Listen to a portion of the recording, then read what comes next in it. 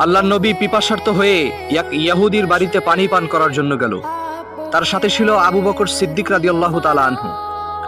তো তারা যখন দরজায় কড়া নাড়ল, ভিতর থেকে একজন মহিলা আওয়াজ করে বলল, বাসায় কোনো পুরুষ নাই, আপনারা কি চান? তখন আবু বকর সিদ্দিক রাদিয়াল্লাহু তাআলা আনহু বলল, আমরা খুবই পিপাসার্থ, আমাদের পানির প্রয়োজন, আমরা একটু পানি পান করতে চাই।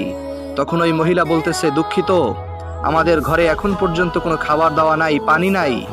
তখন আল্লাহ রাসূল সাল্লাল্লাহু আলাইহি ওয়াসাল্লাম বলতেছেন, প্রিয় বোন, আপনাদের ঘরের সামনে একটা বকরি রয়েছে, আপনি যদি চান আমরা ওর কাছ থেকে একটু দুধ দহন করে খেতে পারি।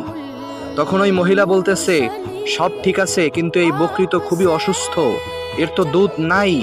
তখন রাসূলুল্লাহ সাল্লাল্লাহু আলাইহি ওয়াসাল্লাম বলতেছে, প্রিয় বোন, আপনি যদি অনুমতি দেন এইখান থেকে আমি দুধ দহন করতে পারি। তখন ইহুদি বলতেছে, আচ্ছা ঠিক আছে, দেখেন আপনারা কিরকম পারেন।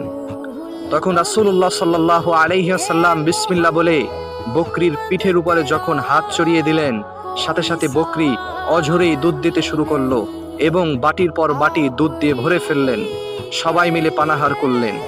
ঘর থেকে ছোট একটা বাচ্চা এই ঘটনা দেখতেছিল, সাথে তার মাও দেখতেছিল এবং সবাই দিশে হারা হয়ে গেল।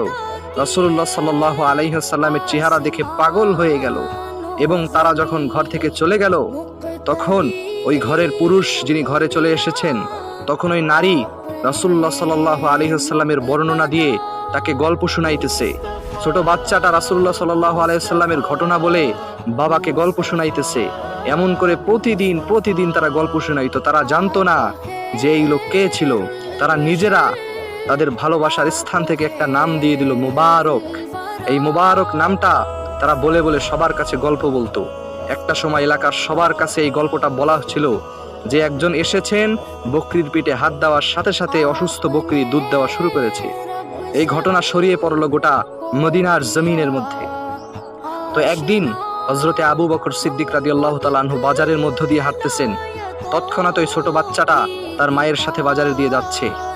ছোট বাচ্চাটা তার মাকে ডাক দিয়ে বলল, মা মা, ওই যে দেখো, আমাদের বাসায় যে মুবারক এসেছিল, তার সাথে যে লোক এসেছিল তাকে দেখা যাচ্ছে। ছোট বাচ্চাটা আবু বকর সিদ্দিক রাদিয়াল্লাহু তাআলা আনহুকে বলতেছে, প্রিয় ভাই, আপনার সাথে আমাদের বাসায় সেদিন একজন এসেছিল, যিনি বকরির পিঠে হাত দেওয়ার সাথে সাথে অসুস্থ বকরি দুধ দেওয়া শুরু করেছিল। সেই লোকটাকে আমরা দেখতে চাই, সেই মুবারককে আমরা দেখতে চাই।